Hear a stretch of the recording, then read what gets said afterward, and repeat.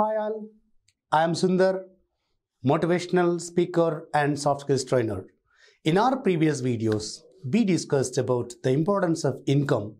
How do we get motivation to get income? సంపాదించడానికి పనికొచ్చే motivation ఎలా పొందాలి, అసలు సంపాదన పెంచుకోవాలంటే ఏం చేయాలి, వీటి గురించి మనం ముందు వీడియోస్లో నేర్చుకున్నాం. ఈ వీడియోలో చాలా కన్స్ట్రక్టివ్గా మనం సంపాదించడానికి పనికొచ్చే ప్రతి టెక్నిక్ నేర్చుకుంటూ వెళ్తున్నాము. ఇది మరొకసారి చెప్తున్నాను, ఎమోషనల్గా రెచ్చగొట్టడం కోసము, అసాధ్యం అనే దాన్ని కూడా సుసాధ్యమయ్యేటట్టు, అంటే ప్రాక్టికాలిటీగా దూరంగా వెళ్ళేటట్టు, అసలు కేవలం మాటలు మాత్రమే చెప్పుకోవడానికి తప్పితే పనికొచ్చేది కాదు అన్నట్టుగా అయితే మనం చెప్పటం లేదు. ఎందుకంటే మీరు ఇంకా ఏదైనా వీడియో చూసి అక్కడ అనుకుండొచ్చు, ఇలాంటివన్నీ చెప్పడానికి బాగుంటాయి, చేయడానికి అంత పెద్ద బాగోదని చెప్పి. బట్ ఇక్కడ మనం ప్రస్తావిస్తున్న ప్రతి అంశం చేయడానికి సాధ్యమయ్యేది, చేయడానికి చాలా బాగుండేవి మాత్రమే చెప్పుకుంటున్నాం.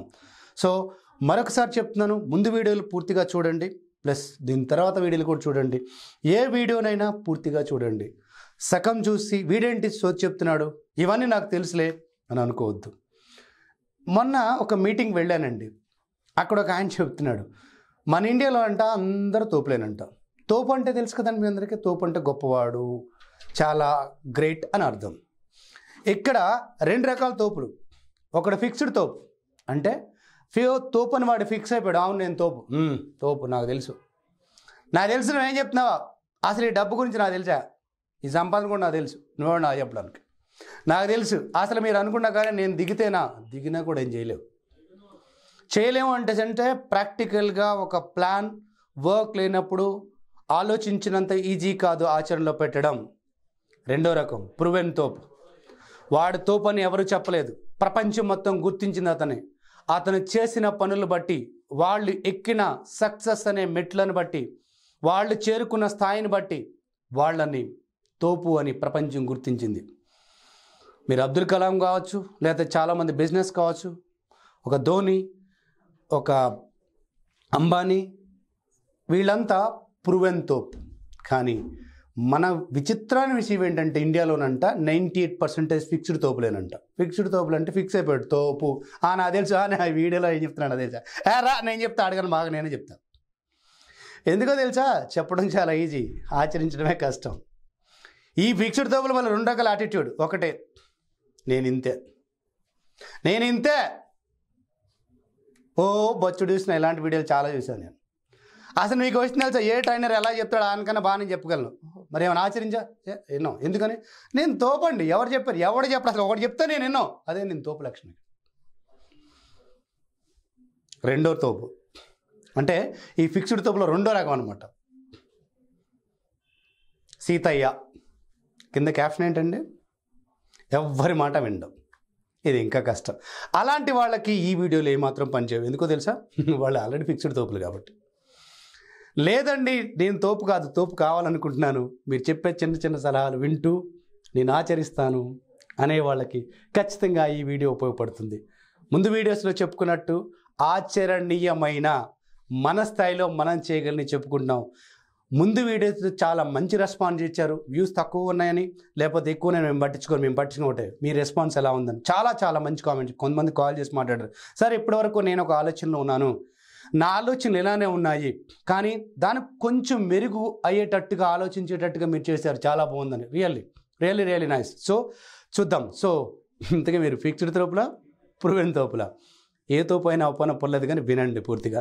సో మళ్ళీ చెప్తున్నానండి, నేను తోపు అని నేను చెప్పకూడదు. నా క్లాస్ చూసిన వాళ్ళు, విన్నవాళ్ళు, సార్ మీరు బాగా చెప్తున్నారంటే అదొక సాటిస్ఫాక్షన్. నాకు నేనే ఫిక్స్ అయిపోయా, నా క్లాస్ సూపర్, అసలు నేను చెప్పినాడు ప్రపంచంలో ఎవడో చెప్పాడు. మా ట్రైనర్స్లో ఇలాంటి వాళ్ళు కూడా కొంతమంది ఉన్నారు. మొన్న ఒక ఆయన గెలుస్తున్నాడు, నేను చెప్పిన క్లాస్ ఎవడో చెప్పాడు. అవును వాస్తవమేమో, బట్ నేనైతే చెప్తున్నాను, సబ్జెక్ట్ నా సొంతం కాదు, మీ సొంతం కాదు, తెలివి ఎవరి సొంతు కాదు, మీరు ఆలోచించే విధానం బట్టి ఉంటుంది. బరే మనం టాపిక్ ఇక్కడ సంపాదన గురించి మాట్లాడుతున్నాం. సంపాదించలేకపోవడానికి, సంపాదించడానికి ఉన్న తేడాలు, లక్షణాలు, అలవర్చుకోవాల్సిన కొన్ని ఇంపార్టెంట్ అలవాట్ల గురించి మనం నేర్చుకుంటూ వెళ్తున్నాము.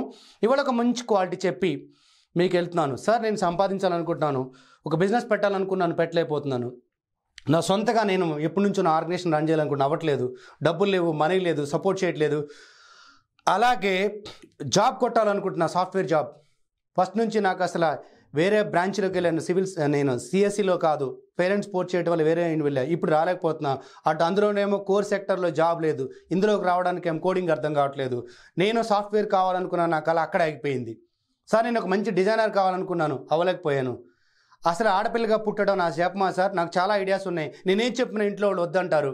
ఆడపిల్లవి నీకెందుకు ఊరుకో అంటున్నారు.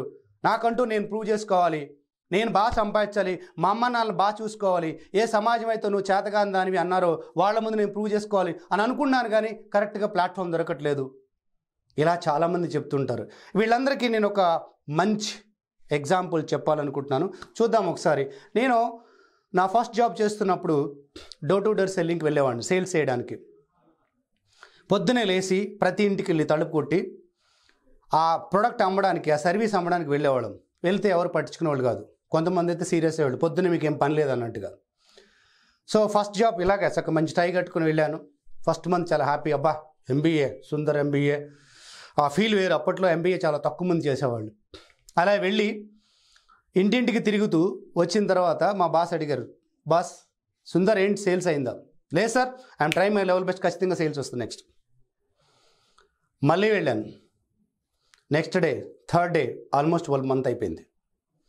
లాస్ట్ వీక్ వచ్చేసరికి టెన్షన్ స్టార్ట్ అయింది. ఎందుకంటే బాస్ పిలుస్తారు, ఏంటి 1 మంత్ సేల్స్ రాలేదు మీకని.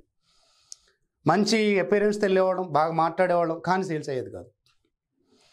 వెళ్ళిన తర్వాత ఆ ఫస్ట్ మంత్ అయిపోయింది, ఒక సేల్స్ కూడా కాలేదు. ఫస్ట్ డే మీటింగ్లో ఎవరైతే బాగా సేల్స్ చేస్తారో వాళ్ళు మెచ్చుకునేవాళ్ళు, నాకేం సేల్స్ లేదు. అందరి ముందు తిట్టుకుండా మా బాస్ పిలిచి క్యాబిన్లో కూర్చోబెట్టారు. సుందర్ ఏంటి నీ ప్రాబ్లం అంటే, నేను ఆ ప్రోడక్ట్కి లేదా ఆ సర్వీస్కున్న ఏ కారణాల వల్ల సేల్స్ చేయలేకపోతుందని చెప్పడం మొదలెట్టాను. అవునా, ఇన్ని విషయాలు నాకు తెలియదే. యాక్చువల్గా నేను క్యాబిన్లో కూర్చొని ఉంటాను, బయట ఏం జరుగుతుంది, కస్టమర్ ఇలా అనుకుంటున్నారా, ఇన్ని ప్రాబ్లమ్స్ ఉన్నాయా మన సర్వీస్లో అన్నారు. ఓ పని చేసి సుందర్ ఇవన్నీ రాయమన్నారు. లిస్ట్ అవుట్ చేశాను నేను. 1, 2, 3 ఒక 10 రీజన్స్ చెప్పాను నేను.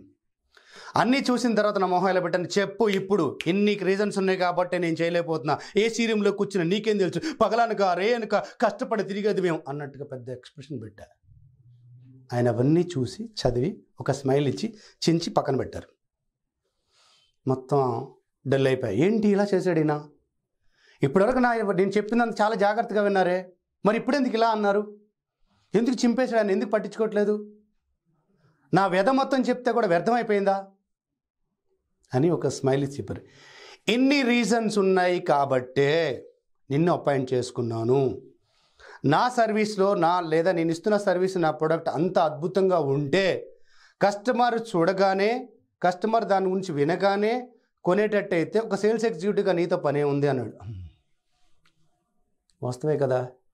ఇన్ని ఇష్యూస్ ఉన్నాయి కాబట్టి దాన్ని కరెక్ట్గా అడ్రస్ చేస్తూ కస్టమర్కి అర్థమయ్యేటట్టు ఈ ఇష్యూకి ఎలా సొల్యూషన్ ఇవ్వబోతున్నాం, దీనివల్ల ఎలాంటి ఇబ్బంది ఉండదు మీకు అనే సర్వీస్ అర్థమయ్యేటట్టు చెప్పడానికే కదా నీకు ఉద్యోగం వచ్చింది.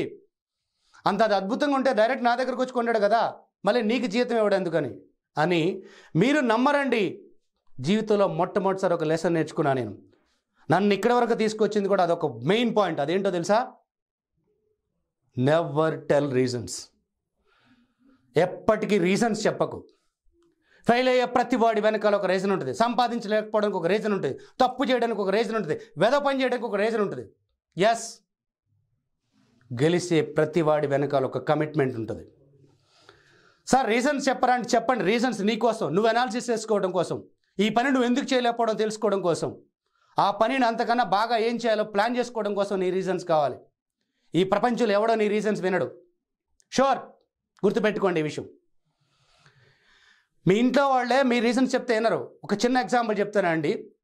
ఇండియా వరల్డ్ కప్ ఆడుతుంది, ఈ 1 Day మ్యాచ్ నడుస్తుంది. ఇండియా పాకిస్తాను లేదా ఆస్ట్రేలియా తెలుసు కదా, ఎక్కువ వరల్డ్ కప్ ఫైనల్కి వచ్చింది వాళ్ళు, కప్పులు కొట్టింది కూడా వాళ్ళే.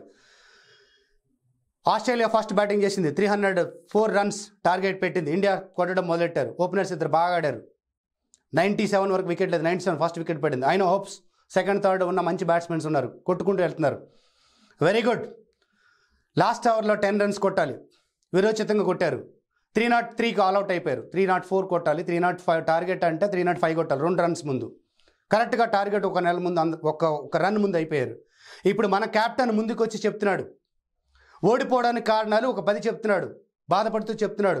మీరందరూ ఆ కారణాలు విని సరే అంటారా, లేదు కప్పు వస్తే బాగుంటుంది అని అనుకుంటారా? చెప్పాలి. కప్పు వస్తే బాగుంటుంది అని అనుకుంటారు కదా. ఏ సంబంధం లేని ఒక ఇండియన్ ప్లేయర్ నుంచి నువ్వు ఎక్స్పెక్ట్ చేస్తున్నావు, ఎందుకంటే మన ఇండియా పరువు సార్ అని, మన ఇండియా ప్రెస్టేజ్ కాబట్టి అతను గెలుస్తుంటే బాగుంటుంది అనిపిస్తుంది కదా. మీరు గెలుస్తుంటే బాగుంటుందని మీ ఇంటికాడ ఉన్న పేరెంట్స్ ప్రతి క్షణం ఆలోచిస్తున్నారు. మీరు ఓడిపోతూ చిన్న చిన్న రీజన్ చెప్తే వాళ్ళకి ఎలా ఉంటుంది? బాగోదు కదా, బాగోదు కదా. మళ్ళీ చెప్తున్నా, ఓడిపోయే ప్రతి ఒక్కడికి ఒక రీజన్ ఉంటుంది, గెలిచే ప్రతి ఒక్కడికి కమిట్మెంట్ ఉంటుంది. ఇవాళ రాసి పెట్టుకోండి, నో రీజన్స్ ఓన్లీ రిజల్ట్. ఏంటది? No reasons only result. English మాట్లాడడం ప్రయత్నిస్తున్నాను సార్, కానీ రావట్లేదు. రీజన్సే, రిజల్ట్ రావాలంతే. ఇక వాళ్ళు ఎవడు ఈ ప్రపంచంలో ఎవడో నీ రీజన్స్ పట్టించుకోడు, నీ రిజల్ట్ ఒక్కటే చూస్తారు. మీరు ఎంప్లాయీగా ఉన్నారు, మీ బాస్కు చెప్తున్నారు మీకు వెల్త్ బాగాలేదు, ట్రాఫిక్ ఉంది, ఇవన్నీ పట్టించుకోడు. నీ రిజల్ట్ని బట్టే నీ ప్రమోషన్, నీ రిజల్ట్ని బట్టే నీ ఫ్యూచర్. సో సంపాదించాలి లేదా సక్సెస్ అవ్వాలనుకున్న వాళ్ళకి ఉండవలసిన మొట్టమొదటి లక్షణం నో రీజన్స్ ఓన్లీ రిజల్ట్స్. ఇలాంటివి మరికొన్ని టెక్నిక్స్ మన వీడియోలో చూద్దాం. Thank you.